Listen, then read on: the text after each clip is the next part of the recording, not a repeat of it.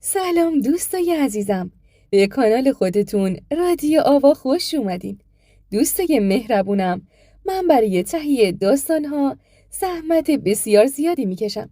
بهترین داستانها رو براتون روایت میکنم که تا به حال نشنیدین. ممنونم که با لایک و سابسکرایب کردن و کامنت گذاشتن به من دلگرمی میدین. و اگه به صدای من علاقه دارین، لینک بقیه کانال هام رو توی دیسکریپشن براتون گذاشتم. اونجا هم همراه من باشید و خیلی دوستتون دارم. من آرمین هستم. 38 سالمه. ماجرای زندگی من شاید حدوداً مربوط به 7 الی 8 سال پیش باشه. زمانی که من توی یک کارگاه به عنوان یک کارگر ساده استخدام شدم. اوایل خیلی به کار توی اونجا من وارد نبودم. توی کارخونه های زیادی کارگری کرده بودم، ولی این کارگاه کارش فرق میکرد. 2-3 ماهی طول کشید تا با کمک بچه‌هایی که اونجا کار میکردن کار برای من توضیح داده شد و من تونستم واقعا پشت دستگاه قرار بگیرم و کار لازم رو انجام بدم. از اونجایی که من توی کارهای فنی قدرت بیشتری داشتم، خیلی زود تونستم خودم رو توی کار به مسئولین کارگاه نشون بدم. مسئول کارگاه یه خانم و آقا بودن که زن و شوهر بودن. شنیده بودم که در واقع اون کارگاه مال پدر خانواده کوثریه. خانم کوثری 3 ماه بود که با آقا فرهاد ازدواج کرده بود، یعنی آقای صالحی. یکی از بچه‌ها میگفت خانم کوثری وقتی با آقای صالحی ازدواج کرد که تازه پدرش فوت شده بود و شاید علت ازدواج آقای صالحی با خانم کوثری که اون موقع خانم کوثری 45 سالش بود و آقای صالحی 35 ساله بود، این که میدونست کلی ارث و میراث از پدر خانم کوثری براش مونده. یه جورایی بوی مال و منال باعث شده بود که آقا فرهاد با کسی ازدواج کنه که 10 سال از خودش بزرگتره.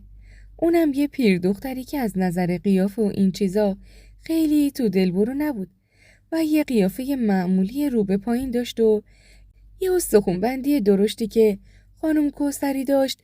یه جورایی میشه گفت که اگه مال و منال پدرش نبود حتما توی خونه میموند و نمیتونست با هیچ کس ازدواج کنه، که البته موضوع چیز دیگه بود که به موقعش میگم. آقای صالحی توی کارگاه پدر خانم کوثری کار میکرده و بعد از فوت پدرشون توی مراسم‌های مختلف پدر فعالیت میکرده. از اونجا که خانم کوثری و برادرش تنها وارث پدرشون بودن، بعد از تقسیم ارث و میراث این کارگاه با همه تجهیزاتش به خانم کوثری میرسه. خانم کوثری خیلی وارد نبود که بتونه این کارگاه رو اداره کنه. از آقای صالحی کمک میخواد. اونم توی این گیر و تار از آب گلالود ماهی میگیره و پیشنهاد ازدواج به خانم کوثری میده. از این بهتر برای خانم کوثری که با مردی ازدواج کنه که از خودش کوچیکتر و هم جوانتر، هم کلی به کار و کارگاه شناسایی داره و میتونه پول روی پول بذاره. چی میتونست باشه؟ میدونید که اینجوری ازدواج ها هیچ وقت عاقبت خوبی ندارن. ممکنه یه جایی به بنبست بخورن، مخصوصا این نوعش که یه جورایی ازدواج معامله‌ای بود. حالا میگم چطور، اما حالا که زن رئیس ما یعنی خانم کوثری با افتخار توی کارگاه قدم میزد و به ما دستور میداد. کارگاه میشه گفت مردونه بود که کارگر زن نداشتیم. فقط 1-2 تا خانم توی قسمت اداری که تم ورودی کارگاه قرار داشت و اصلاً راه عبور و مرورشون جدا از کارگاه بود کار میکردن. منظورم قسمت حسابداری و رسیدگی به فاکتورهای حمل و نقل باربری. در مورد خودم بگم، قد بلند و هیکل 4 شونه و در کل چهره عالی داشتم. همین موضوع باعث شده بود که بارها و بارها از طرف خیلی از خانمای جوان جذب می شدم. ولی من واقعا قصد ازدواج نداشتم. می دیدم به عنوان یک کارگر دارم کار می کنم و حتی نمیتونم خرج و مخارج زندگی خودم رو بدم. چطور میتونستم یکی دیگر رو وارد زندگیم کنم و بخوام اونو به زحمت و سختی عادت بدم؟ و از اینکه یه مرد میخواست زنش رو به سختی عادت بده و تازه افتخار کنه که خانم من با کم و زیاد من ساخته خوشم نمیاد. یه مرد قدرتش رو باید زمانی نشون بده که با پول زیادی زندگی فوق‌العاده‌ای برای همسرش میسازه و بعد به خودش. به هر حال من یه مردم. هر چیزی یه پشتیبانی داره و مرد بودن پشتیبانیش اینه که یه آدم محکم و پر انرژی و قدرتمندی باشی. این چیزیه که من از یه مرد انتظار دارم. حالا اگه فکرم اشتباهی یا درسته، قضاوت رو به عهده خود شما میذارم. هر کسی میتونه در مورد هر مسئله خاصی هر جوری که میخواد فکر کنه. این طرز فکر منه دیگه. اینم بگم که من شاید از 14-15 سالگی کارگری میکردم. چون توی همون سن بود که پدرم رو از دست دادم. با مادرم و 2 خواهرام تنها موندیم. با وجود اینکه مادرم سعی میکرد اینور اونور کار کنه تا بتونه زندگی ما رو بچرخونه، منم ساکت نمی نشستم. اینور اونور دنبال کار بودم و از هر راهی که میتونستم درآمدی کسب میکردم تا کمتر مادرم اذیت بشه و از یه جایی به بعد دیگه اجازه ندادم مادرم سر کار بره. این مفهوم مرد بودن از نظر منه. خداوند زن رو ظریف و مهربون آفرید تا فقط کانون خانواده رو گرم کنه، نه اینکه بره بیرون از خونه کار کنه. من به شدت مخالف کار کردن خانم ها در بیرون از منزل بودم. خب سرتون رو درد نیارم، با این وضعیت و چرخیدن توی کارگاهی مختلف بالاخره سر از کارگاه میخسازی در آوردم. مطمئناً خیلی از کارخونه ها و کارگاه ها تلاش میکنن که کارگرشون به صورت دائمی توی کارخونه هاشون نگه دارن، چون اونجوری مجبورن هر ساله حقوق بیشتری به اونها پرداخت کنن و گاهی وقتا مجبورن اونا رو به صورت رسمی داشته باشن و بیمه کنن. سر این موضوع بود که من مجبور بودم کاری مختلف کارگری رو توی کارخونه های مختلف تجربه کنم. توی کارگاه با وجود خانم کوثری و شوهرشون، کارگرها همیشه گیج و منگ بودن، چون یه بار خانم کوثری میومد یه جور دستور میداد و همسرش میومد یه مدل دیگه. دقیقاً کارگرها میدونستن که انگار یه ثباتی بین زن و شوهر وجود نداره و یه جورایی به زور کنار هم دیگه هستن. اونا حتی 2 اتاق مختلف برای دفتر کاری خودشون داشتن و یه وقتای کارگرها میگفتن اصلاً نمیدونیم برای هر کاری سراغ کدومشون باید بریم. این عدم ثبات باعث شده بود که به کار توی کارگاه لطمه وارد بشه. تقریباً 2 ماه بود که من اونجا کار میکردم که تو ماه دوم حقوقم رو به موقع پرداخت نکردن، چون همون اختلافی که بین زن و شوهر وجود داشت باعث شده بود که هر کس یه چیزی میگفت. یکی میگفت هفته دیگه پرداخت میکنن، یکی دیگه میگفت 2 هفته دیگه. از اون جایی که من نانآور خانواده بودم و نمیتونستم واقعا صبر کنم، یه روز هم برام یه روز بود و ممکن بود خانواده‌ام گرسنه بمونن. بلند شدم و رفتم دفتر خانم کوثری. وقتی بهش مشکلات زندگیم رو گفتم، ازم خواست که همونجا بشینم. نگاه‌های عجیب غریب خانم کوثری بهم باعث شده بود که حس عجیبی داشته باشم. احساس می‌کردم که سر و وضعم یه مشکلی داره که خانم کوثری اونجوری داره نگاه میکنه. اون گوشی رو برداشت، با قسمت مالی صحبت کرد. گفت حقوق من در ماه چقدره. بعد از صحبت کردن با اونها از توی کیفش یه دسته چک و یه مبلغ حقوق برام نوشت. جلوم گذاشت و گفت این چکو برای حقوقت ببر و خوردش کن. تو قسمت مالی میگم که حقوق شما پرداخت شده. خیلی این موضوع رو پیش کارگرای دیگه نگو، چون نمیتونیم فعلا حقوق اونها رو پرداخت کنیم. با خوشحالی از جام بلند شدم. چک رو برداشتم که بتونم از اونجا خارج بشم که یهو آقا فرهاد وارد شد. نگاه عجیبی بهم کرد و گفت مگه تو نباید الان سر کار باشی؟ اینجا چی کار میکنی؟ عجیب نگاش کردم و گفتم من کارگر این کارگاه هستم.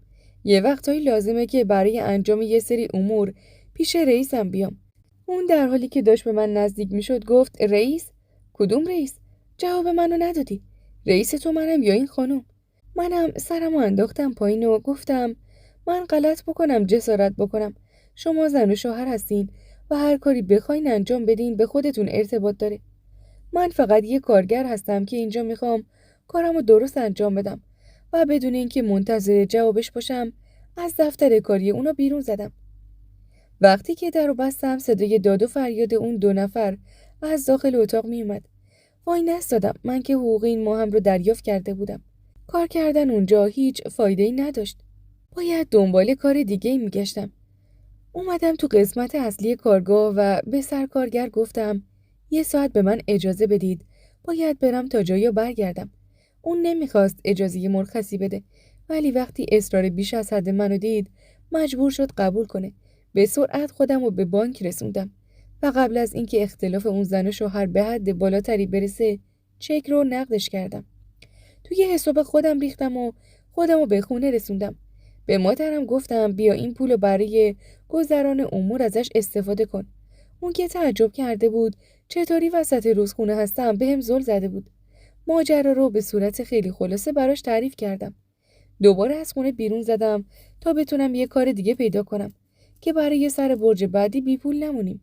یواش یواش خواهرام که حسابی بزرگ شده بودن و خانمی برای خودشون شده بودن ممکن بود خواستگاری براشون پیدا بشه و من مجبور بشم به فکر جهیزیه برای اون هم باشم. وقتی اسم خودم رو مرد گذاشته بودم باید همه چی رو به جون می خریدم. اون روز تا شب اونقدر اینور و اونور رفتم که شب از شدت زغزغ پاهام نمیتونستم خوب بخوابم. دوباره فردا صبح بلند شدم برم دنبال کار بگردم. حتی نمیخواستم به کارگاه میخسازی بگم که دیگه من نمیام سر کار.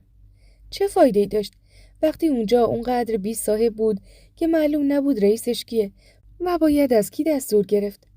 2-3 روزی بود که واقعا دنبال کار بودم و نمیتونستم کار مناسبی رو پیدا کنم. دیگه داشتم کلافه میشدم که روز 4 بود.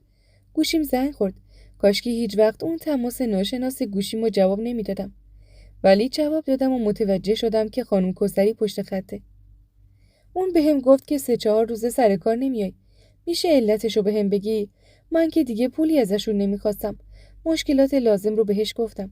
خانم کوثری میگفت من به خاطر اینکه بخوام مشکل تو رو حل کنم حقوق رو از جیب خودم دادم و هنوز هم حقوق بقیه کارگرا داده نشده. این دلیل بر این نمیشد که تو کارو ول کنی و بری. انتظار داشتم در مقابل محبتی که در حقت کردم میموندی تو کارگاه کمک میکردی. شما تو نقطه‌ای که خودتون مشغول بودین به کار مسلط شده بودین. حالا من تا کارگری پیدا کنم که بتونه به مهارت شما برسه طول میکشه. بهش گفتم من مشکلاتم و خدمت شما گفتم. من حتی نمیتونم یه روز صبر کنم که حقوقم دیرتر بهم پرداخت بشه. واسه همینه که دنبال یه کاری میگردم که دقیقاً سر ماه حقوق من رو بده. مادر و 2 خواهر من نمیتونن بدون درآمد سر کنن. خانم کوثری گفت اگه اول هر ماه حقوقت رو بدم سر کارت برمیگردی.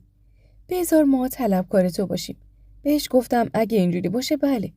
و اینکه من فقط با شما طرف باشم نه کسی دیگه. من حال و حوصله ندارم که بازخواست بشم. من کار میکنم که بتونم یه لقمه نون حلال در بیارم. خانم کوثری کاملا حرفای منو قبول داشت. میگفت بسیار خوب. همین امروز برگرد سر کارت. ساعت 4:05 هم که کار تعطیل شد بیا دفتر من. حقوق یه ماهتو بهت بدم. ولی در این مورد با کسی صحبت نکن. از این بهتر نمیشد که قرار بود حقوق 1 ماه رو زودتر بگیرم. اونم قبل از اینکه کار کرده باشم. اونقدر مرد بودم که سر کار وایستم و درست کارمو انجام بدم. سری لباس پوشیدم و با یه آژانس خودمو به سر کار رسوندم. سرکارگرم میگفت چند روزی نبودی. بهش گفتم با خانم کوثری هماهنگ کرده بودم. نمیخواستم جواب هیچ کس رو بدم. اینو به خانم کوثری هم گفته بودم. بدون منتظر شدن برای ادامه صحبت با سرکارگرم لباسمو عوض کردم و از سراغ کارم رفتم. اون روز ساعت 5 به دفتر خانم کوثری رفتم. به محض اینکه وارد شدم متوجه شدم که 2 نفر توی دفترش هستن. 2 نفری که من نمیشناختم. ولی ایشون با احترام از جاش بلند شد و به من گفت چند دقیقه بیرون منتظر میمونی تا کار من تموم بشه. اطاعت کردم و همین کار رو انجام دادم. بعد از چند دقیقه که به داخل اتاق رفتم به هم گفت مبلغ چک قبلی که بهت دادم چقدر بود و همون مبلغ رو برام نوشت. گفت این برگه رو هم امضا کن. تو برگه نوشته شده بود که من حقوق ماهی پیش رو جلوتر دریافت کردم.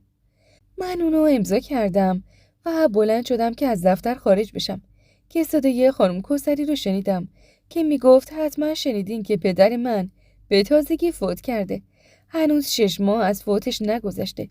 این کارگاه کاملا به نام من نشده ولی فقط تو تقسیم بندی با برادرم بوده که این کارگاه به من رسیده. آقا فرید من مجبور هستم یه وقتایی اینجا نباشم و دنبال کارهای انحصار وراثت و به نام کردن این کارگاه برای خودم باشم. اینا رو بهتون میگم برای اینکه اگه ممکنه یه خورده بیشتر منو درک کنید. از اینکه شما آدم حسابگر و دقیقی هستید و مسئولیت خانواده‌تون رو هم به عهده گرفتید ازتون خوشم اومده.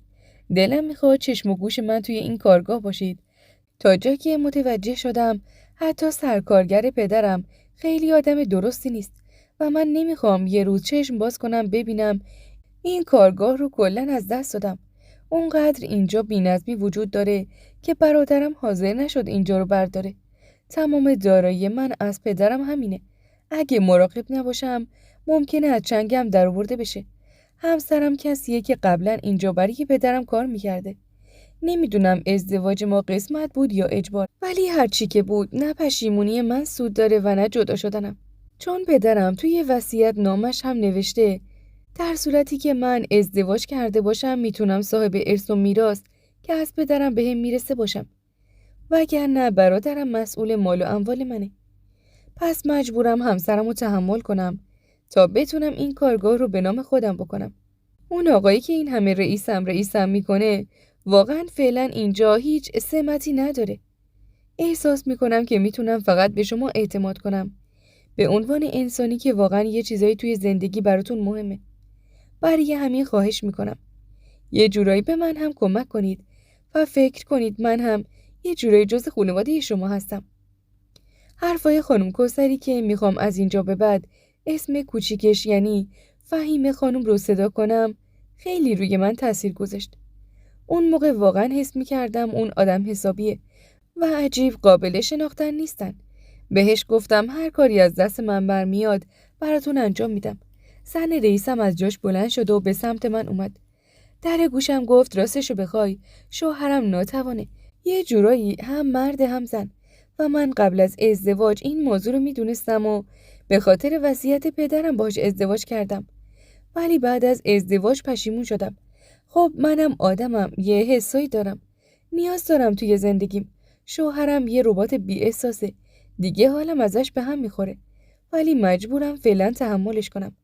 بیشتر اختلاف ما به خاطر این موضوع، نه به خاطر رئیس بازی سر کار. اون الان دنبال این افتاده که بتونه با یه جراحی خودش رو تبدیل به یه مرد کنه و من نتونم به خاطر این موضوع ازش شکایتی داشته باشم. واقعا باورم نمیشد که مردم یه وقتایی چه مشکلات حادی توی زندگیشون دارن که نمیتونن راحت به دیگران بگن.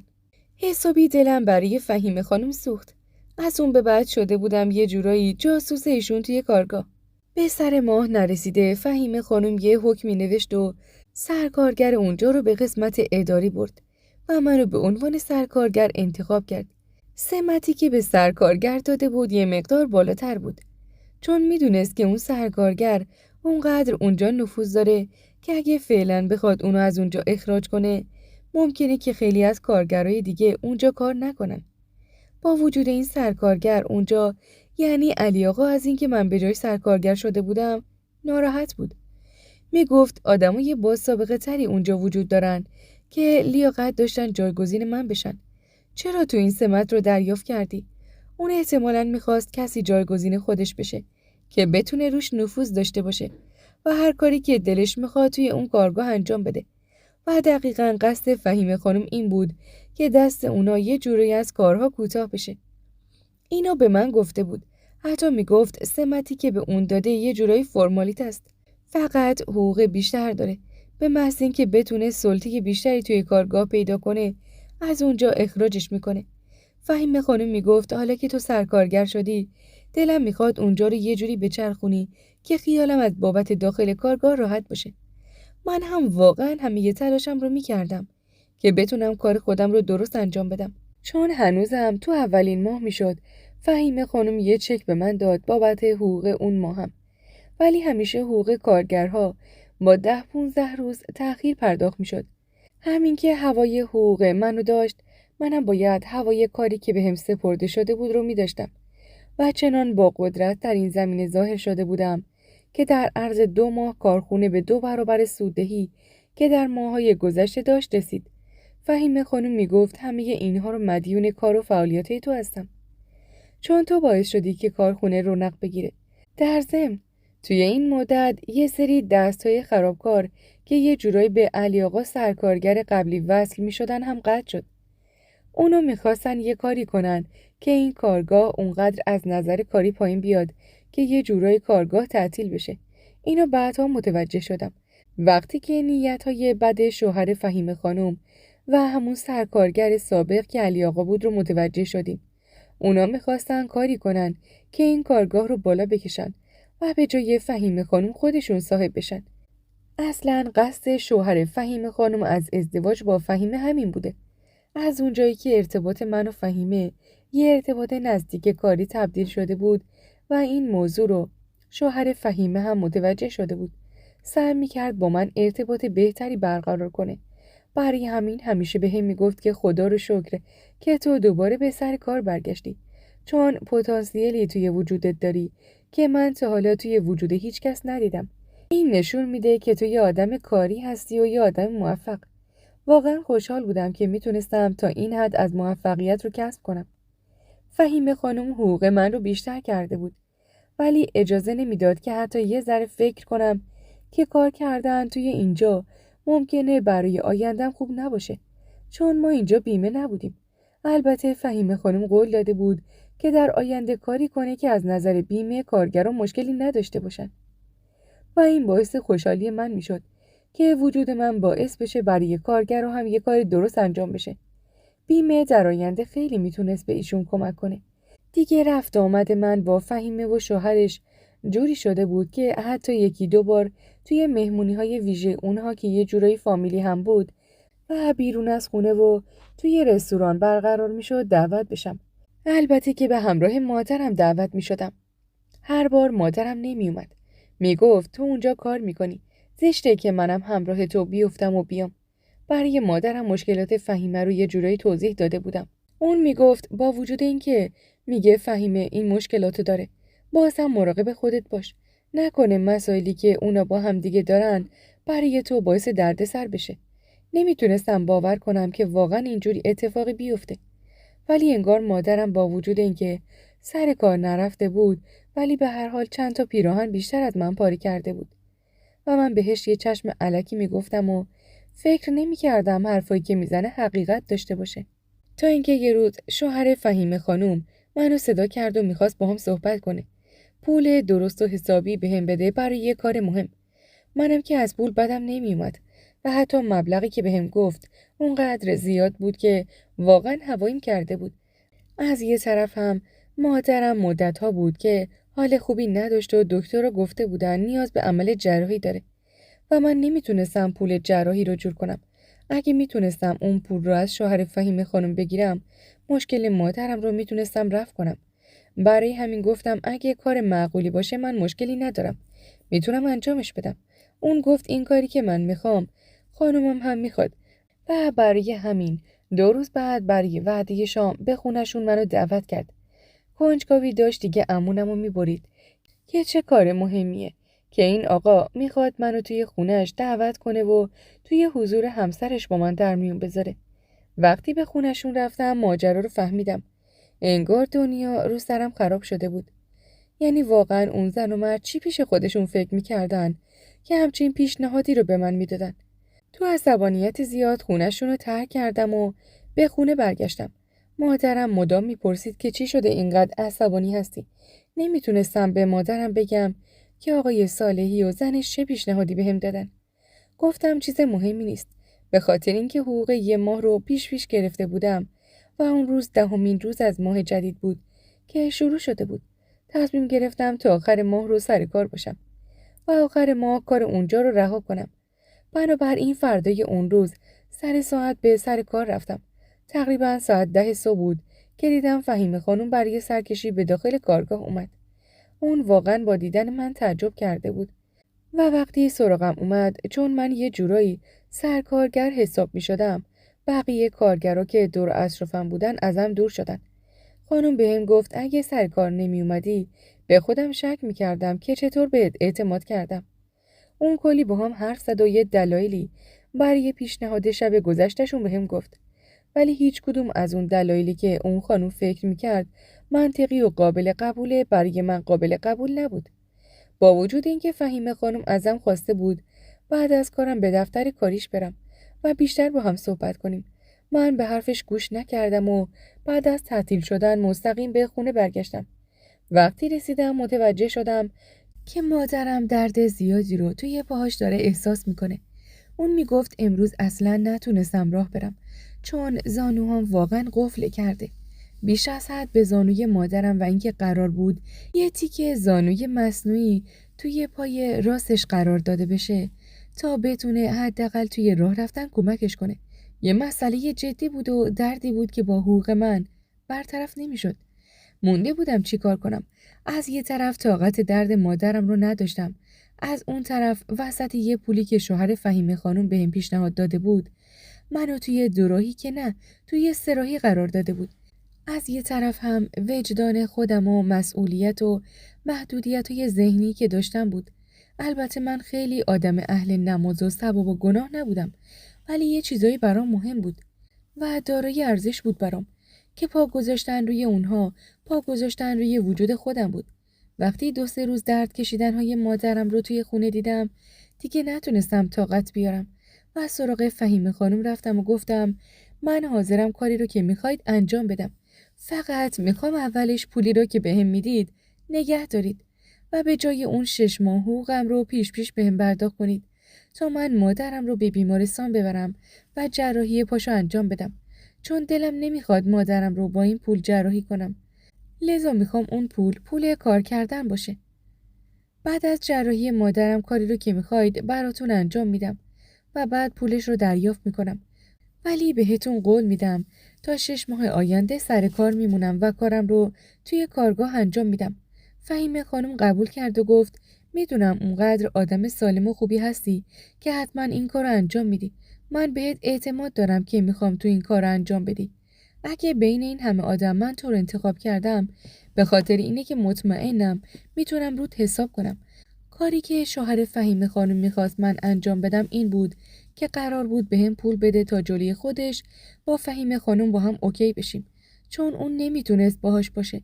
میگفت اگه زن من بتونه باردار بشه و یه بچه دنیا بیاره به اسم این که اون بچه مال من و همسرمه میتونیم کنار هم بمونیم و زندگی کنیم. حرف و فکرشون عجیب بود ولی برای من مهم نبود. آقا فرهاد شوهر فهیمه خانم کس و کاری تو این دنیا نداشت. به خاطر همین موضوع این بود که فهیمه تصمیم گرفته بود که زندگیش رو با فرهاد به هم نزنه.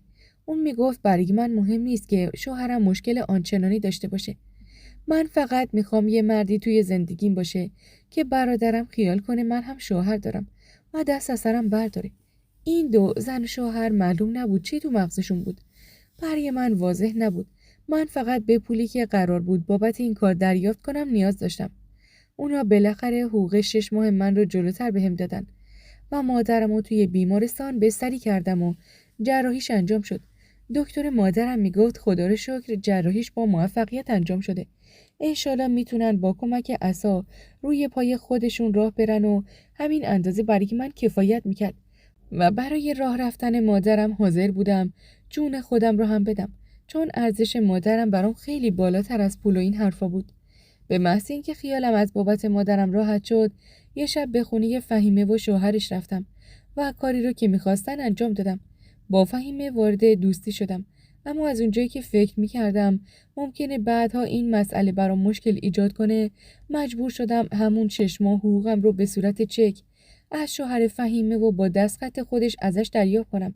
شاید اون نمیتونست مدرک مناسبی باشه برای اینکه خود شوهر فهیمه خواسته بود من این کار رو انجام بدم، ولی برام کورسوی امید بود. شبی که من و فهیمه با هم اوکی شدیم حقیقتاً شب سختی برای من بود. من داشتم توی زندگیم به خودم بد میکردم، به آرمانهای خودم و چیزایی که توی ذهنم بود. با وجود اینکه 1-2 شب دیگه میخواستم برم اونجا و این کار رو تکرار کنم، شاید فهیمه باردار بشه که به قول فرهاد زندگیشون رو گرم کنه. اون شب من متوجه شدم فهیمه با وجود اینکه ادعا میکرد شوهرش نمیتونه باهاش هماهنگ بشه ولی دختر هم نبود. خودش احتمالاً کاری انجام داده که برای من اصلاً مهم نبود. فقط مهم احساس گناهی بود که بعد از 3-4 روزی که به خونه فرهاد و خانمش رفت آمد میکردم، از اون به بعد هفته ها یقه منو گرفته بود و ولم نمیکرد. فرهاد برای آرامش خیال من میگفت صیغه جدایی رو بین خودم و زنم خوندم و چون هیچ وقت ما اوکی نشدیم نیاز به نگهداری و این حرفا هم نیست و یه صیغه کوتاه مدت بین من و زنش خوند. ولی با وجود همه اینا من احساس نمی کردم کاری که می کنم درسته. یه مدت که گذشت به خودم گفتم اگه بخوام خودم رو مدام عذاب بدم و ناراحت کنم، با این حس عذاب زندگی رو به کام خودم تلخ می کنم. هیچ فایده‌ای نداره. خب فهیمه و شوهرش احساس گناه نمی کردن. تازه انگار خیلی هم خوشحال بودن. من چرا باید خودم رو بابت این کار ناراحت می کردم؟ احتمالاً با این صحبت‌ها می‌خواستم خودم رو آروم کنم و عذاب کمتری بکشم. به فهیمه خانم گفته بودم که دیگه به هیچ عنوان منو دفترش صدا نکنه. من کارم رو توی کارگاه به نحو احسن انجام میدم. ولی دیگه نمیخوام باهاش روبرو بشم. اون میگفت این حرفات نشون میده که تو موندگار نیستی و حتما بعد این 6 ماه که خودت رو از روی دین توی این کارگاه نگه میداری ممکنه که ما رو تنها بذاری. به نظرم فهیمه و فرهاد هر کدومشون جدا جدا داشتن نقشای خودشونو پیش میرفتن و کارهایی که لازم بود انجام میدادن تا کارگاه رو به نام خودشون کنن. من در طول مدتی که اونجا کار میکردم در کنارش دنبال یه کار مناسب توی کارگاه دیگه بودم. بالاخره تونسته بودم یه کار توی شرکت بزرگ پیدا کنم و به محض تموم شدن کارم حتی بدون خداحافظی شرکت رو ترک کردم و به یه شرکت جدید یعنی محل کار جدیدم رفتم. تصمیم گرفته بودم به هیچ عنوان شماره های آقا فرهاد و فهیمه خانم رو جواب ندم. دقیقاً فردای روزی که کارم رو توی شرکت جدید شروع کردم از شماره فهیمه خانم چند بار بهم زنگ زده شد. من کلاً شمارش رو بلاک کردم تا نتونه زنگ بزنه، چون همش احساس میکردم که اون میخواد منو بکشونه توی کارگاه خودش و مجبورم کنه که اونجا کار کنم. من اینو نمیخواستم، واقعا حالم ازشون به هم میخورد با وجود کارایی که انجام داده بودم و به هیچ عنوان ازش خوشم نمیومد. مطمئنم که الان میگید تو که کار خودتو کردی، این همه سرزنش خودت برای چی بوده؟ اینو میدونم که هیچ کس نمیتونه جای کسی دیگه قرار بگیره و احساسات اونو درک کنه. من هیچ لذتی از گناهی که انجام داده بودم نبرده بودم و نمیخواستم که دیگه به روزهای گذشته برگردم. با خودم عهد بسته بودم که از این به بعد همه تلاشم رو بکنم که درست زندگی کنم. شاید نتونم با کلمات میزان ناراحتی اون روزا رو براتون بیان کنم. چند روزی گذشت و من توی شرکت جدید واقعا کارم روی غلطک افتاده بود که یه روز مادرم از خونه زنگ زد و گفت که پلیس اومده در خونه تو رو میخواد. باورم نمیشد که پلیس با من کار داشته باشه. هرچی فکر میکردم من که کاری نکرده بودم که پلیس بخواد بیاد سراغم. به مادرم گفتم شماره موبایل جدیدم و به کسی نده، چون شمارم رو از بعد اینکه متوجه شده بودم که فهیمه و فرهاد میخوان بهم زنگ بزنن عوض کرده بودم. خیالم راحت بود که آدرس شرکت رو مادرم نداره و نمیتونست در اختیار اونها قرار بده. بهش گفتم خودم میرم با پلیس صحبت میکنم ببینم موضوع چیه، ولی قبل از اون باید سر در میوردم ببینم چه خبره.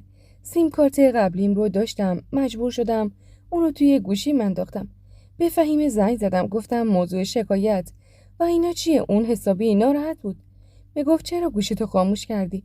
من بارها و بارها بهت زنگ زدم تا یه چیزایی رو بهت بگم. من میخواستم واقعا با فرهاد زیر یه سقف بمونیم، به عنوان زن و شوهر با هم در ارتباط باشیم، ولی کنار هم بمونیم و با هم زندگی کنیم، چون فکر میکردم فرهاد آدم مهربونیه و خیلی بیشتر از برادر به فکر منه.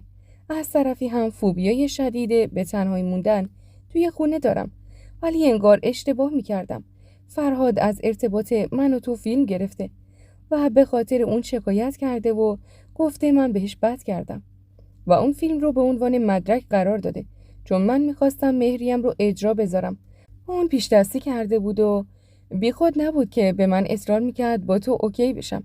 میخواستم بهت بگم اگه دستگیر شدی بگو قبل از مرگ پدرم من و تو با هم به صورت صیغه ازدواج کرده بودیم من تونستم یه صیغه‌نامه با کمک یه نفر برای خودمون دوتا درست کنم که مال خیلی وقت پیشه. میخوام حالا که فرهاد وایساده تا آبروی منو ببره بلایی سرش بیارم که اون سرش ناپیدا.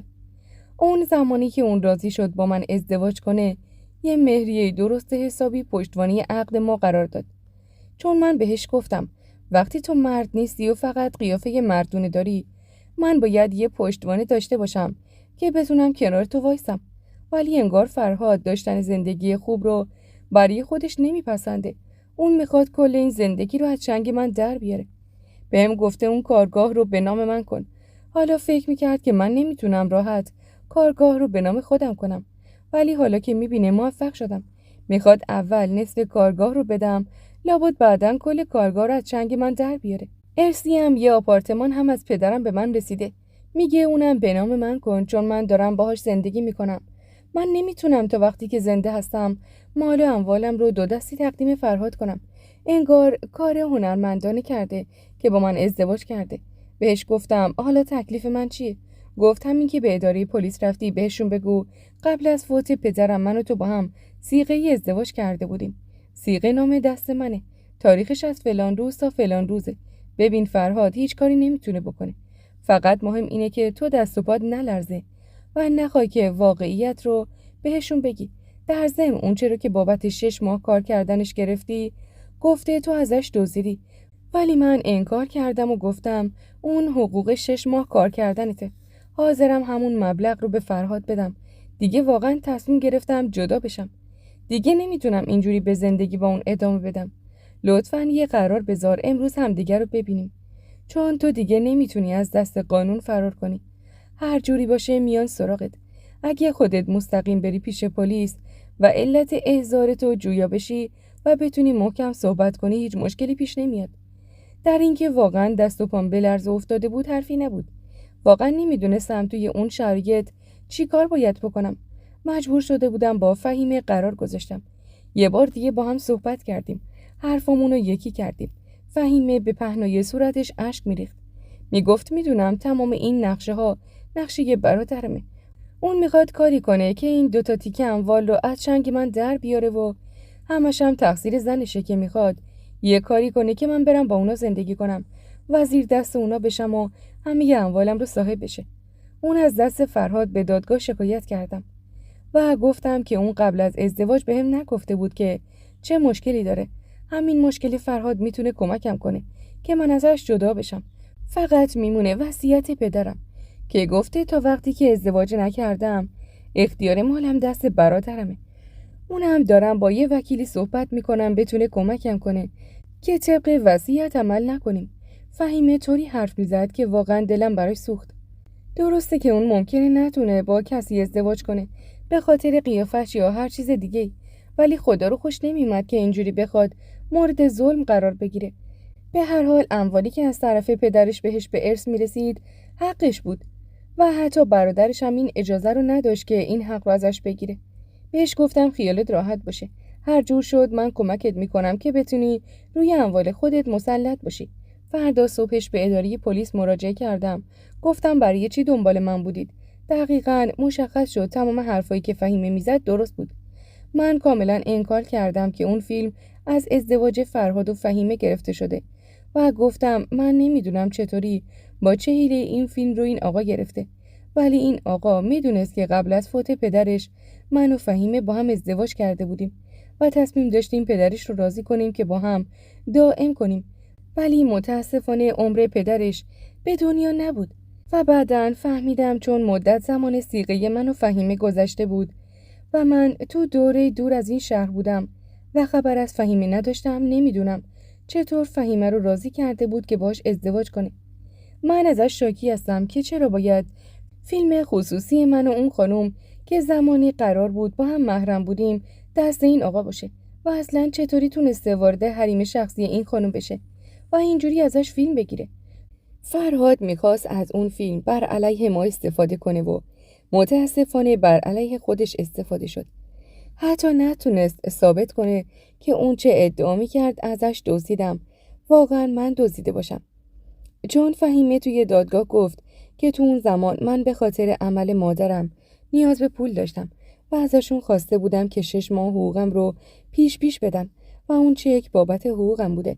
فهیمه میگفت اون موقع من به شوهرم اعتماد کرده بودم و بعضی از حقوقا رو شوهرم با چک خودش پرداخت میکرد و بعد از رفتم برداشت میکرد و حالا اینکه این چک از حساب کارگر بر نداشته شاید به خاطر این بوده که دنبال یه نقشه بوده تا بتونه منو اذیت کنه. موضوع مشکل فرهاد رو توی دادگاه فهیمه به زبون آورد. بعد از تحقیقات قاضی رأی رو به نفع فهیمه داد. خلاصه فرهاد هر کاری که کرد بتونه فهیمه و مال و اموالش رو از آن خودش کنه، ولی نتونست دیگه. نتونست موفق بشه. فهیمه دیگه اون دختره به قول خودش گیج زمان پدرش نبود. شاید به خاطر سادگی بیش از حد و اعتمادش به این و اون باعث شده بود که فرهاد به خودش جرأت بده که باهاش ازدواج کنه و بتونه مال و اموالش رو از چنگش در بیاره. انگار بعد از فوت پدرش فهیمه خیلی بزرگ شده بود و از نظر فکری هم رشد کرده بود. خودش میگفت اون زمان پدرم هیچ وقت اجازه نمیداد که من کاری انجام بدم، مخصوصاً که خیلی وقت بود مادرم فوت شده بود و پدرم زن دومی گرفته بود که با اون زن هم هیچ وقت سازش درست و حسابی نداشت. 1-2 ماه قبل از فوتش از اون زن هم جدا شد. شاید ناراحتی بیش از حدی که با اون زن پیدا کرده بود باعث سکته و فوتش شد. هرچه بیشتر فهیمه در مورد زندگیش توضیح میداد، حال من بدتر و بدتر میشد. نمیتونستم واقعا تحمل کنم فهیمه به راحتی تونست از فرهاد توی دادگاه شاکی بشه. به خاطر اینکه مشکل فرهاد توی دادگاه ثابت شد. فرهاد گفته بود که فهیمه از قبل میدونست که من این مسئله رو دارم و با هم ازدواج کرده، ولی نتونست این موضوع رو ثابت کنه. بعد از جدا شدن فهیمه و فرهاد من ازشون دور شدم و دیگه به کار خودم چسبیدم. اصلاً برام اهمیت نداشت که چه اتفاقی برای هر کدومشون میفته. مهم این بود مشکلی که داشتن برای من درست میکردن به خیر و خوشی رفع شده بود. ولی دقیقاً 5 ماه بعد بود که یه روز وقتی که توی خیابون میرفتم یکی از بچه‌های کارگاه رو دیدم. ازش در مورد کارگاه سوال کردم. گفت وقتی که فرهاد از کارگاه اخراج شد خیلی از کارگرهای دیگه هم کارگاه رو ترک کردن.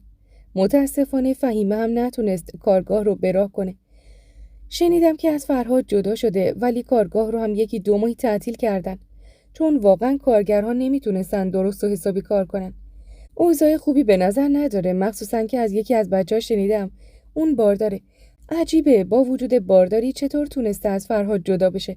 مسئله فرهاد رو همه نمیدونستن، ولی من به خوبی میدونستم که اون نمیتونسته با زنش در ارتباط باشه. پس این موضوع بارداری چی بود؟ یه لحظه یه چیزی پس سرم صدا کرد و انگار دنیا دور سرم چرخید. ممکن بود به خاطر اون مسائلی که بین من و فهیمه قبلا ایجاد شده بود باردار شده باشه و باید فهیمه رو پیدا می‌کردم. هرچی به شماره‌ای که ازش داشتم زنگ می‌زدم موفق نمی‌شدم که باهاش صحبت کنم، چون شماره مدام خاموش بود. به کارگاه رفتم، اونجا هم تعطیل شده بود. متاسفانه هیچ کس توی کارگاه نبود که بتونه جواب منو بده و بفهمم فهیمه کجاست. ولی هر جور شده باید اونو پیدا می‌کردم. شماره جدیدم رو روی برگه نوشتم. داخل کارگاه انداختم و نوشتم هر جور شده با هم تماس بگیر. یه موضوع خیلی مهمه که امیدوار بودم فهیمه بتونه اون برگه رو پیدا کنه و با هم تماس بگیره. اما 1 ماهی طول کشید و خبری از فهیمه نشد. خونه قبلی پدریش رو میدونستم دقیقاً کجاست و میدونستم که اون خونه به برادرش رسیده. باید برادرش رو پیدا می‌کردم. شاید از طریق اون میتونستم فهیمه رو پیدا کنم. به در خونه‌شون رفتم و اونجا یه خونه ویلای قشنگ بود. در اینکه پدر فهیمه آدم خیلی پولداری بود شکی نبود. فکر می‌کردم با وجود اینکه پدر فهیمه یه دختر پسر داشت، خود اون خونه چندین برابر اون کارگاه ارزش داشت. چطوری برادرش تونسته بود اون خونه رو از آن خودش کنه و اون کارگاه کوچیک رو به خواهرش بده؟ هر طوری هم که حساب می‌کردم برادر 2-1 ارث می‌برد، ولی خونه‌ای که من می‌دیدم خودش 5-1 هم بیشتر بود. یه مدت جلوی در ویلا منتظر موندم. نمیخواستم مستقیم با برادرش صحبت کنم، چون میدونستم که برادرش خیلی ارتباطی خوبی با فهیمه نداره. اون اگه برادر خوبی بود که توی تقسیم اموال سر خواهرش کلاه نمیذاشت و اینجوری بیشتر اموالو از آن خودش نمیکرد. تازه یه کارگاه کوچیکم که بهش داده بود رو میخواست از چنگش در بیاره. یکم که منتظر موندم در ویلا باز شد و یه ماشین مدل بالای فوق‌العاده از داخل ویلا بیرون اومد. وارد خیابون شد و دیدم یه مرد که قیافش بیشتر به نگهبان یا سرایدار میخورد داشت تلاش میکرد که در رو ببنده. سریع خودم رو بهش رسوندم. اسم اون آقا عمو صادق بود که انگار ایشون قبلا هم توی اون خونه سرایدار بوده. از عمو صادق خواهش کردم که چند دقیقه بمونه. اون در رو روی هم دیگه گذاشت و بیرون ویلا با من گوشه نشست و قسمتایی از زندگی اون خواهر برادر رو براش توضیح دادم. چون میگفت قبلا هم توی اون خونه کار میکرده و سرایدار بوده. بهش گفتم تو به مرحوم پدر این خانواده مدیون هستی، چون توی خونش داشتی نون و نمک میخوردی و الان دختر این خانواده معلوم نیست کجاست و چه اتفاقی براش افتاده. من میخوام هر جور شده خبری ازش بگیرم. تو میدونی آپارتمانی که از این بنده خدا مونده و به دخترش رسیده آدرسش کجاست؟ اون حدوداً میگفت که میدونم کجا بوده، چون یه بار همراه آقا به اون آپارتمان رفتم، ولی دقیق نمیتونم آدرس بدم. شاید اگه خودم مستقیم به اونجا برم بتونم پیدا کنم. ازش خواهش میکردم که این کار رو انجام بده. میگفتم من دلم میخواد به فهیمه خانم کمک کنم، چون اینجور که مشخصه اون خیلی تنها مونده. بعد از پدرش عمو صادق میگفت من واقعا به پدرش مدیون هستم. این چیزایی که الان داری میگی رو هیچ کدوم من نمیدونستم. برادرش بهم گفته بود که اون از ایران رفته، مال و اموالش رو برداشته و از ایران خارج شده. تازه من میگفتم عجب دختر بیوفایی، منتظر موند پدرش سرشو زمین بذاره و از اینجا بره. راستشو بخواید اون دختر اونقدر بی دست و پا بود که فکر نمی‌کردم بتونه همچین کاری رو بکنه و از کشور خارج بشه، ولی حرف برادرش برام حجت بود و قبولش کرده بودم. اون بهم گفت الان نمیتونم کاری بکنم، چون حتما باید خونه باشم، ولی اگه شب بیای سراغم نزدیک نصف شب میتونم با هم دیگه بریم خونه فهیمه رو پیدا کنیم. چند روزی بود به خاطر دنبال کردن فهیمه تو کاربار خودم مونده بودم و سر کار به زور میرفتم. اون روز وقتی سر کار رفتم رئیسم کلی توبیخم کرد. بهم گفت اگه اینجوری بخوای کار کنی نمیتونی اینجا ادامه بدی. بهش قول دادم که دیگه تکرار نشه. خلاصه اون روز سر کار موندم و شب نزدیک نصف شب بود که در خونه برادر فهیمه منتظر عمو صادق بودم. زیاد طول نکشید که دیدم خود عمو صادق از خونه اومد بیرون. با هم دیگه رفتیم و خوشبختانه آپارتمان فهیمه رو پیدا کردیم. عمو صادق میگفت نمیدونم کدوم یکی از واحدهای این مجتمعه. تا جایی که میدونم طبقه سومه. رفتیم، از عمو صادق تشکر کردم و گفتم خودم میرم پیداش میکنم. اگه میخوای تو رو برگردونم به محل زندگیت. گفت نه عزیزم من خودم میرم، ولی لطفاً اگه میتونی به این خانم کمک کن. مطمئناً پدرش بعد از مرگش هم بازم نگران دخترشه. ازش خداحافظی کردم و به طبقه سوم اون مجتمع رفتم. البته مجبور شدم زنگ چند تا از واحدها رو بزنم و چند تا دروغ مصلحتی بگم. اینکه کلید ندارم و آقای فلانیم و از این حرفا، لطفاً در مجتمع رو بزنید.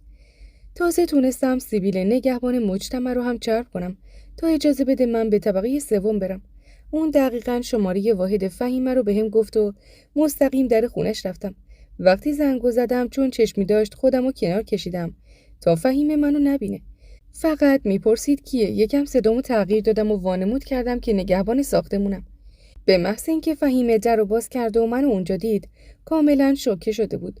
اون عجیب و غریب نگاه میکرد و گفت تو اینجا چی کار میکنی؟ بهش گفتم من متوجه شدم که تو بارداری و این موضوع رو سعی داری از بقیه پنهان کنی. اون همون لحظه هم سعی میکرد یه کاری بکنه که شکمش رو بپوشونه تا وضعیتش مشخص نشه. براش توضیح دادم که من قصد ناراحت کردنش رو ندارم. اومدم فقط اگه هر کاری از عهده‌ام برمیاد براش انجام بدم. فقط ازش میخواستم بپرسم که اون بچه از کیه. یهو اشکاش بیوقفه از چشماش بیرون زد. اون میگفت خیال کردی من زن بدی هستم که هر روز با یکی باشم. پیشنهاد ارتباط با تو رو فرهاد بهم داد. با وجود اینکه اصلا درست نبود ولی قبول کردم. چون اونقدر ویژگی‌های خوبی توی وجودت رو دیده بودم، راضی بودم که بچه‌ای از تو توی وجودم باشه. آره این بچه مال توئه، میخوام دنیا بیارمش و بزرگش کنم. به خاطر اینکه مجبور بشم براش شناسنامه بگیرم، باید پول زیادی خرج کنم. کارگاه رو برای فروش گذاشتم. خودم هم دارم میرم مطب یه دکتری منشیگری میکنم. کارگاه رو بفروشم و بتونم این بچه رو داشته باشم. یه گوشه میشینم و بزرگش میکنم. بهش زل زدم و گفتم اون وقت اگه پدر این بچه نخواد که این بچه رو تو بزرگ کنی، اون وقت چی میشه؟ به چشمام زل زد و گفت این بچه به چه درد تو میخوره؟ یعنی میخوای تنها امیدی که من توی این دنیا دارم رو ازم بگیری؟ گفتم به هر حال نمیتونی منکر بشی که من پدر اون بچم. کافیه یه آزمایش دی ان ای گرفته بشه و پدر بودن من ثابت بشه. اون وقت نمیتونی اون بچه رو داشته باشی. فهیمه میگفت هر چقدر پول بخوای بهت میدم. فقط یه کاری کن این بچه رو از من نگیری. این دیگه از وقتی که توی وجود من داره رشد میکنه مثل یه تیکه از وجودم شده. یه جورایی تمام دلخوشیم شده. نمیتونم ازش بگذرم. خواهش میکنم این کارو با من نکن. بهش گفتم خیلی خوب. یه بچه باید پدر داشته باشه هم مادر. ما میتونیم دوتایی با هم بزرگش کنیم. فهیمه باورش نمیشد حرفی که دارم میزنم رو درست شنیده. اون مات و مبهوت داشت نگاه میکرد. چند وقتی بود که به این موضوع فکر کرده بودم. من دلم نمیخواست دیگه ازدواج کنم به خاطر اینکه بتونم به مادر و خواهرم رسیدگی کنم. ولی حالا واقعا دلم میخواست که یه جورایی یارو پشتیبان فهیمه باشم. چون اون نیاز داشت که یه مرد بالای سرش باشه. مخصوصا حالا که هیچ کس رو توی این دور و بر خودش نداشت. هنوزم فکر میکنم بی خودی نبود که من تونستم آگهی استخدام توی اون میخسازی رو ببینم. برم اونجا کار کنم. هر کاری توی این دنیا انجام میشه یه حکمتی داره که ما بنده ازش بیخبریم. اما الان که دارم این ماجرا رو براتون تعریف میکنم مدتیه که من و فهیمه ازدواج کردیم. کارگاه رو دوباره رو به راه کردم و دارم ادارش میکنم. فهیمه مسئولیت کل کارگاه رو به من سپرده. خودش مسئولیت خونه رو برای رسیدگی به دختر و پسرمون داره.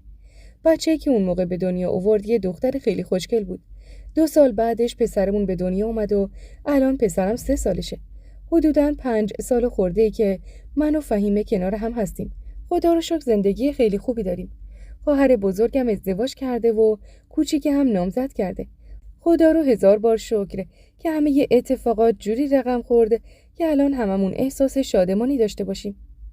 با سپاس از شما دوستای نازنینم که تا آخر یه داستان دیگه هم همراه من بودین. ممنون میشم ازتون. برای حمایت و دلگرمی من ویدیوها رو لایک کنید و با دوستانتون به اشتراک بذارید. و حتما برای من بنویسین از کجای این کره خاکی در حال گوش دادن به داستانهای من هستین. یادتون نره شما خانواده دوم من هستین و من خیلی دوستتون دارم. و من اینجا چشم انتظار نگاه‌های مهربونتون هستم. ممنونم که ازم حمایت میکنید و به من دلگرمی میدین.